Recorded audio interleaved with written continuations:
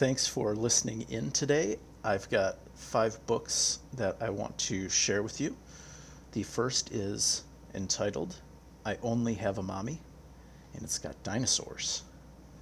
The second book is Roly-Poly Monster, and as you might imagine, it's got monsters in it. The third book is A Silly Millie Christmas, and that features a Great Dane.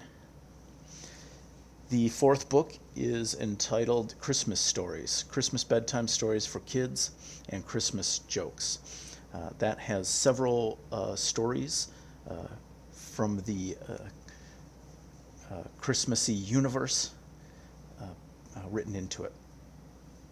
The fifth book is I Love My Curly Hair, which is a book about having curly hair and about self-acceptance. So I hope you enjoy.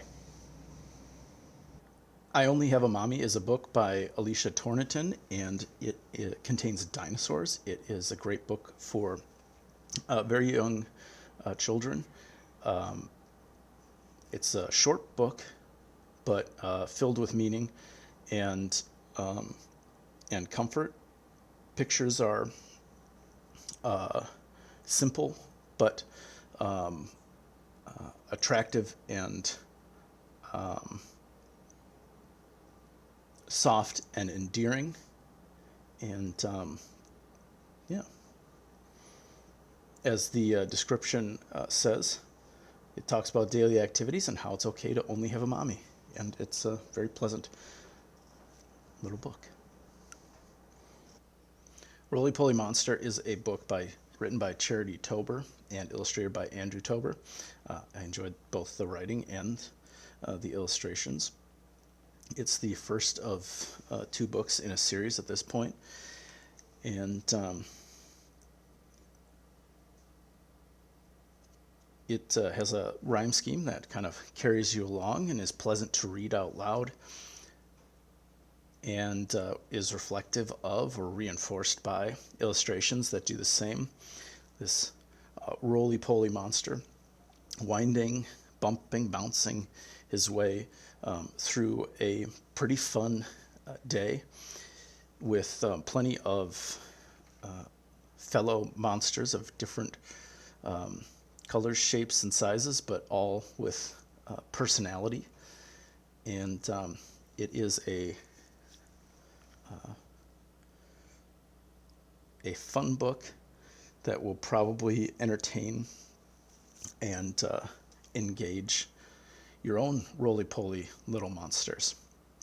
The illustrations are whimsical but are grounded, so I think children would be able to see themselves going to these different places and experiencing these different things, while at the same time being drawn in by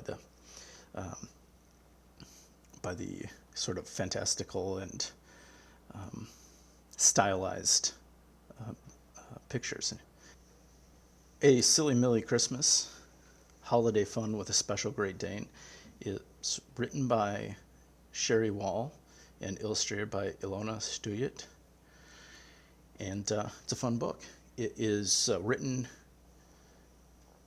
with a rhyme scheme based on a limerick that has repetition in it. So that'll be fun for you to read to your children, and for them to start to pick up on and then repeat, sort of like I imagine them saying the last 2 lines of the limerick as sort of a chorus as you read through the book and enjoy the pictures.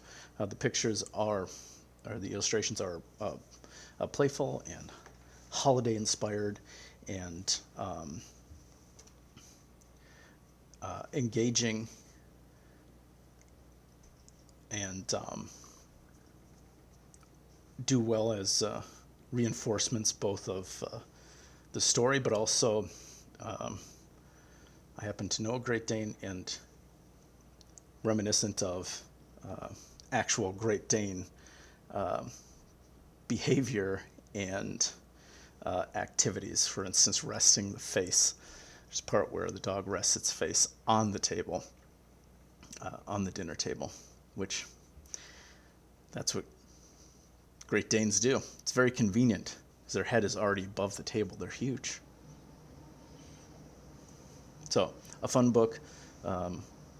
Limericks are a more complicated form of rhyme scheme that I think will probably be fun for some, a fun change for some of your children to hear and to engage with and to learn. Christmas stories, Christmas bedtime stories for kids and Christmas jokes is a book by Arnie Lightning. And there are several stories written into this book, and they are pleasant. They are, this is more writing than pictures, so you'll want to have your kids who are already reading maybe join you for this one. The language that Arnie uses does evoke some strong visuals, so it'll engage the imagination. There are little historical and cultural pieces sprinkled through these stories, and those are parts that I enjoyed as an adult reader. I think some of the more imaginative pieces of that I just mentioned a moment ago will probably be more intriguing for a set of children. But if your child is a learner who's interested in the world, has a level of curiosity and engagement with culture, and is interested in engagement with culture of their cultures of their own and others, there's some footholds for enjoyment in some of the Christmas stories that Arnie lays out. I Love My Curly Hair is a book by Kiara Wilson. It's about a girl who has curly hair and how that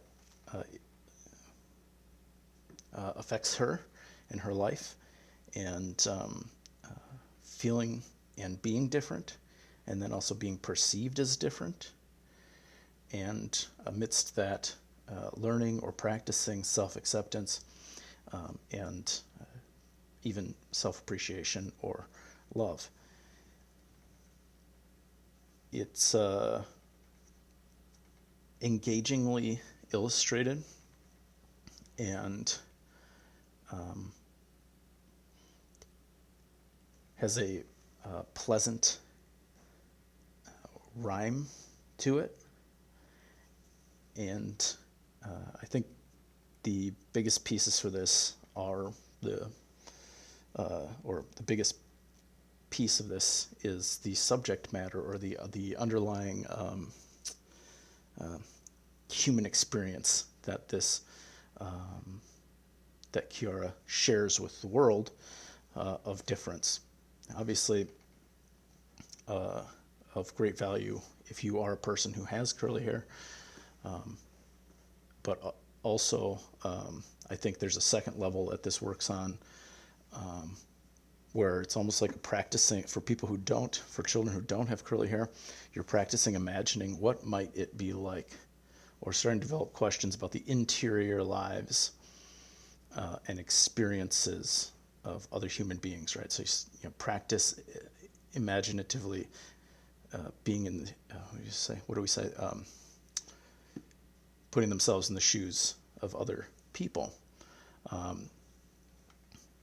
and seeing how sort of like I would say centralizing themselves from the narrative and seeing themselves as an active and an active part of someone else's narrative, and how as part of that person's life, their narrative, how you can have an impact on that person's life, and seeing that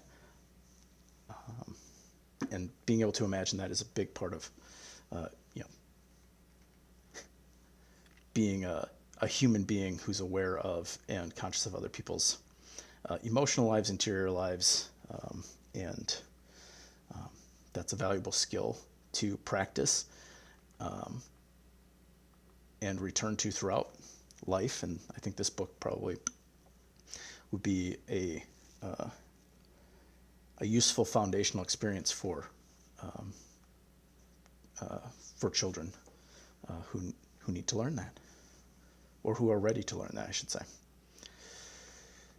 But lots of wonderful messages around this topic, and some really lovely lines that you can hold on to and may be useful as a parent, not just while reading the book, but might be phrases you bring back into your parenting later on. Kind of harken back to the book and the meaning of the book just through some of these really well-written phrases by Kiara.